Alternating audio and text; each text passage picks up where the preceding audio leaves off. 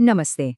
क्या कभी ये सोचा है कि हजारों साल पुरानी ध्यान की तकनीकें आज के दौर में हमारे दिमाग को वैज्ञानिक तरीके से कैसे बदल सकती हैं? चलिए, आज इसी के पीछे का विज्ञान समझते हैं। हम सबने कभी ना कभी ये महसूस किया है जब दिमाग एक ही ख्याल में अटक जाता है, बिल्कुल किसी टूटे हुए रिकॉर्ड की तरह, जो एक ही लाइन बार बार दोहराता रहता है। तो सवाल यह है कि आखिर ऐसा होता क्यों है? देखिए, इसे विज्ञान की भाषा में रूमिनेशन कहते हैं। ये वो हालत है जहां हमारा दिमाग जानते बूझते हुए भी एक ही चिंता वाले विचार के चक्कर में फंस जाता है और फिर उससे बाहर निकलना बहुत मुश्किल लगने लगता है। अब इन थॉट लूप्स की जड़ तक पहुंचने के लिए हमें ये समझना होगा कि जब हम तनाव में होते हैं तो हमारा दिमाग काम कैसे करता है। असल में तनाव हमारे दिमाग के कंट्रोल सेंटर को कह सकते हैं कि हाईजैक कर लेता है। तो हमारे दिमाग में मानो दो ताकतें हैं। एक है प्रीफ्रंटल कॉर्टेक्स, जो हमारे दिमाग का लॉजिकल सीईओ है, सोच समझ कर फैसले लेता है। और दूसरा है अमिगडाला, हमारे दिमाग का अलार्म सिस्टम, जो खतरा महसूस होते ही तुरंत रिएक्ट करता है। तनाव की हालत में कंट्रोल इस अलार्म सिस्टम के पास चला जाता है और इसी को कॉग्निटिव हाईजैकिंग कहते हैं। ये फॉर्मूला देखने में थोड़ा मुश्किल लग सकता है, पर इसका मतलब बहुत सीधा है।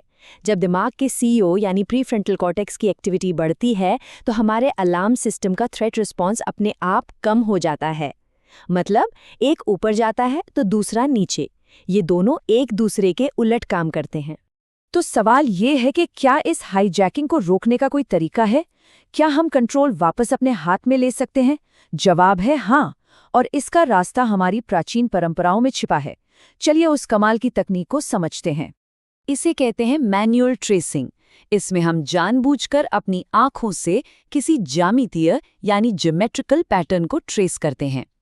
ये एक तरह से हमारे दिमाग के लिए एक मैनुअल स्विच का काम करता है, जो तनाव वाले अलार्म सिस्टम को बंद करके हमारे लॉजिकल सीईओ को वापस काम कर लगा देता है।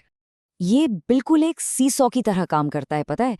जैसे ही हम किसी ज्योमेट्रिकल पैटर्न पर ध्यान लगाते हैं, हम दिमाग के एक हिस्से यानी लॉजिकल हिस्से को ऊपर उठाते हैं, और जैसे ही वो ऊपर जाता है, तनाव और भावनाओं वाला हिस्सा अपने आप नीचे चला जाता है और नतीजा, हम शांत महसूस करने लगते हैं। तो ठीक है, इसे असल जिंदगी में कैसे करें? इसका एक बहुत ही शक्तिशाली तरीका है मंडल। मंडल एक तरह से हमारी अंदरूनी दुनिया का नक्शा है। ये हमारी उलझनों को समझने और सुलझाने में हमारी मदद करता है। मंडल का सबसे जरूरी काम क्या है? वो ये है कि हमारे मन की जो उथल-पुथल है, चिंता, डर, उलझन, जिसे हम देख नहीं सकते, उसे एक बाहरी, देखने लायक शक्ल देना, ताकि हम उसे समझ सकें और उससे निपट सकें। असल में मंडल हमें एक ढांचा, एक फॉर्मल ग्रिड देता है। इस ढांचे पर हम अपने बार बार आने वाले नेगेटिव विचारों और चिंताओं को बाहर रखकर देख पाते हैं और फिर उन्हें एक एक करके सुलझा सकते हैं। और सबसे दिलचस्प बात तो ये है कि मंडल का हर एक हिस्सा, हर एक आकृति हमारे दिमाग के एक खास काम से जुड़ी हुई है। जैसे इसका जो केंद्र बिंदु है वो ध्यान को एक जगह टिकाने में मदद करता है, और जो बाहर के चौकोर गेट्स हैं वो हमें बाहरी दुनिया की चिंताओं से एक सुरक्षित दूरी बनाने में मदद करते हैं। लेकिन ये अभ्यास सिर्फ मंडल को बाहर से देखना नहीं है। असल में ये एक मानसिक यात्रा है। इसके अंदर इसके हर एक हिस्से को महसूस करते हुए आगे बढ़ना है। ये सफर शुरू होता है सबसे बाहरी दरवाजे से, जहां हम दुनिया की चिंताओं को पीछे छोड़ते हैं। फिर हम धीरे धीरे वृत्तों और पंखुड़ियों से गुजरते हैं, जो हमारे पुराने डर और आदतों की परतों को हटाते हैं, और आखिर में हम उस केंद्र बिंदु पर पहुंचते हैं जहां मन पूरी तरह शांत और एकाग्र हो जाता है। अब यहाँ एक बहुत दिलचस्प सवाल उठता है। ध्यान लगाने के लिए ज्यामितीय आकृतियां, जिन्हें यंत्र भी कहते हैं, कभी-कभी देवी देवताओं की तस्वीरों से ज्यादा असरदार क्यों साबित होती हैं? देखिए, देवी देवताओं की तस्वीरें हमारी भावनाओं को, हमारी भक्ति को जगाती हैं, लेकिन कई बार इन भावनाओं से हमारा ध्यान भटक भी सकता है।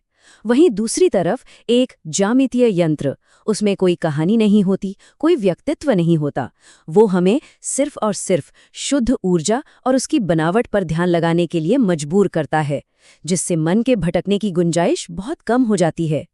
तो आखिरकार इस पूरे अभ्यास का मकसद किसी बाहरी चीज पर निर्भर रहना नहीं है।